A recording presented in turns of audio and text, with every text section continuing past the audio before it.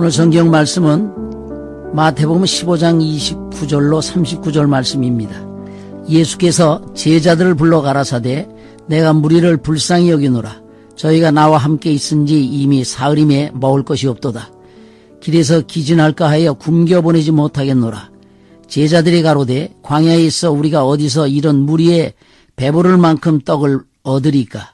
예수께서 가라사대 너에게 떡이 몇 개나 있느냐? 가로되 7개와 작은 생선 2마리가 있나이다 하거늘 예수께서 무리를 명하사 땅에 앉게 하시고 떡 7개와 그의 생선을 가지사 축사하시고 떼어 제자들에게 주시니 제자들이 무리에게 주매 다 배불리 먹고 남은 조각을 7광주리에 자기가 거두었으며 먹은 자는 여자와 아이 외에 4,000명이었더라. 예수께서 무리를 흩어보내시고 배에 오르사 마가단 지경에 가시느니라. 오늘은 떡 7개로 무리를 먹이심은이라는 제목으로 말씀을 드리겠습니다. 하나님은 우리의 영혼과 육신의 삶 모두를 돌보십니다. 그러므로 모든 육체에는 태양빛을 주셨고 영혼엔 말씀의 빛을 주셨습니다. 사람은 떡으로만 사는 것이 아니라 하나님의 입으로 나오는 말씀으로 살아야 합니다.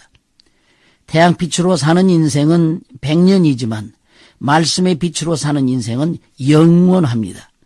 과연 어떻게 사는 것이 성공적으로 사는 것일까요?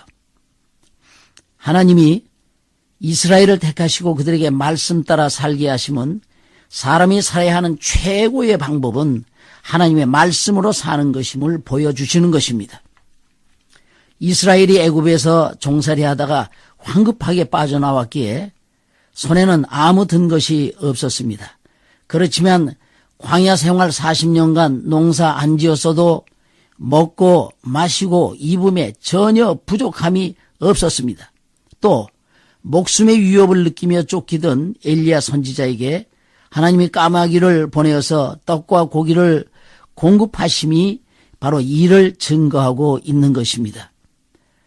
오늘 본문의 장면도 많은 사람들이 예수께 찾아와서 병 고침도 받고 예수님의 말씀에 열중하는 중 사흘이 흘렀습니다. 이미 먹을 것이 다 바닥난 상태에서 되어진 사건입니다. 저들을 보시고 예수님은 제자들에게 이들이 기진할까 굶겨 보내지 못하겠다 말씀하십니다. 그런데 제자들은 이 많은 무리를 광야에서 어떻게 배부르게 먹을 수 있겠나라고 합니다. 불과 얼마 전에 떡 5개와 물고기 2마리로 여자와 아이 외에 5,000명 먹인 적이 있는데 제자들이 지금 이런 소리를 하고 있습니다. 만일 이때에 주님 말씀에 주님 그리하소서 하고 무리를 줄지어 앉혔다면 이들의 믿음에 주님이 감탄하셨을 것입니다. 그런데 이 정도니 예수님도 상대하기가 싫으신 것입니다. 그래서 너에게 떡이 몇 개 있느냐? 라고 묻습니다. 그리고 떡 7개와 작은 생선 2마리에 축사하시고 떼어 제자들에게 주시니 다 배불리 먹고 남은 조각을 7광주리에 차게 거두니 먹은 자가 여자와 아이 외에 4,000명이 되었다 했습니다. 오늘 이 장면에서 무엇을 보여주시는 것일까요? 지금 예수님은 제자들을 데리고 다니시면서 가르치시고 계신 것입니다.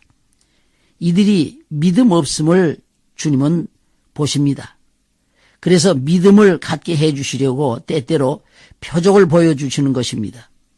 제자들은 불과 얼마 전에 떡 5개와 물고기 2마리로 수만 명 먹일 때 자기들이 떡을 직접 날라주던 자들이었습니다. 듣고 못 믿으면 보고라도 믿으라는 것입니다. 병 고침의 현장 보면서 주님이 구주이심을 믿어라 하는 것입니다.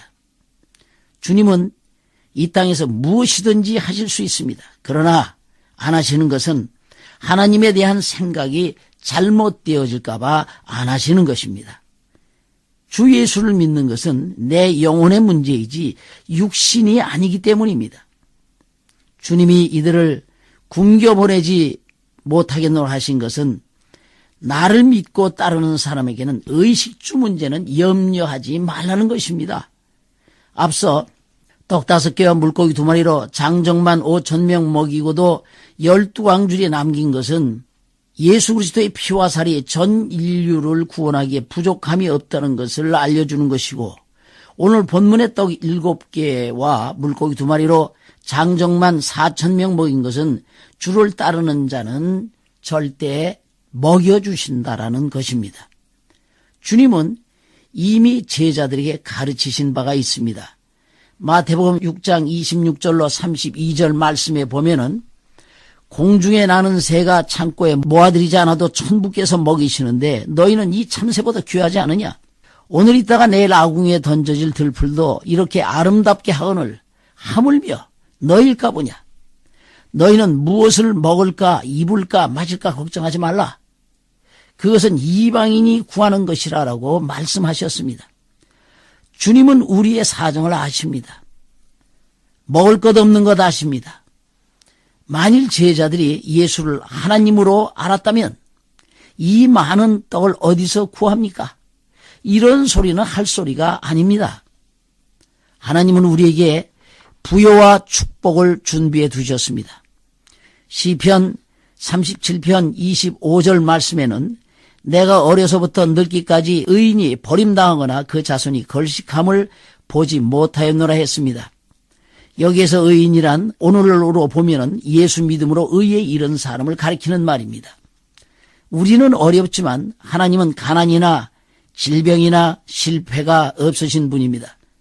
그러므로 위기가 왔을 때 사람에게 찾아가지 말고 하나님께 무릎 꿇어야 될 것입니다. 이스라엘의 아하시아 왕이 다락난간에서 떨어져 병들매 바알세부에게 이 병이 낫겠나 사람들을 보내서 물었다가 망했습니다. 낫기는커녕 그 침상에서 내려오지 못하고 죽었습니다. 거지 근성을 잘라버려야 합니다. 내 아버지는 부요하십니다. 없으면 주님에게 무릎 꿇어야 합니다. 아버지의 영광을 위하여 필요하면 가난해도 좋습니다. 그러나 주님을 전할 수 있도록 건강도 달라고 하고 물질도 달라고 해야 할 것입니다. 내가 너희 가는 길에 기진할까 그냥 돌려보내지 않겠노라. 오늘까지도 하나님이 우리를 축복하셨습니다. 먼저 그것에 대하여 감사해야 합니다. 내가 너희를 들어 가르치다가 또 사용하다가 혹시 너희가 배고픈 일이 있다 해도 나는 너희를 그냥 돌려보내지 아니하리라 하시는 것입니다. 하나님은 주를 따르는 자에게 세상 사는 동안 필요한 만큼 공급하십니다. 그러니 구하되 갔다가 쌓으려고 하지 말고 구해야 될 것입니다. 잠언서 30장 8절로 9절 말씀에 나로 가난하게도 마옵시고 부하게도 마옵시고 오직 필요한 양식으로 내게 먹이시옵소서. 혹 내가 배불러서 하나님을 모른다. 여호와가 누구냐 할까 하오며 혹 내가 가난하여 도적질하고 내 하나님의 이름을 욕되게 할까 두려워함이니이다 라고 고백했습니다. 하나님이 우리를 먹이시고 입히시는 이유가 분명히 있습니다. 우리에게 부탁하신 일이 있기 때문입니다. 우리에게 맡기신 일이 있기 때문입니다. 즉 내가 너희에게 가르친 것을 만민에게 가르쳐 지키게 하라 하셨습니다. 즉 영혼을 구원하라는 것입니다. 이 일을 하려면 하나님의 뜻을 알아야 하고 하나님 뜻 알려면 먼저 예배를 성공시켜야 합니다. 하나님의 뜻을 모르면 내 뜻을 주님의 뜻으로 둔갑시키는 어리석음을 범할 수도 있습니다. 우리에게 예수 이름을 주신 것은 그 이름으로 밥 먹고 살라는 것이 아니라 영혼을 구하라고 하는 것입니다. 지금도 주님은 내가 너희를 들어 가르치고 사용하다가 혹시 너희가 배고프고 지칠 때 나는 너희를 불쌍히 여기고 그냥 돌려보내지 않겠노라 말씀하고 계십니다.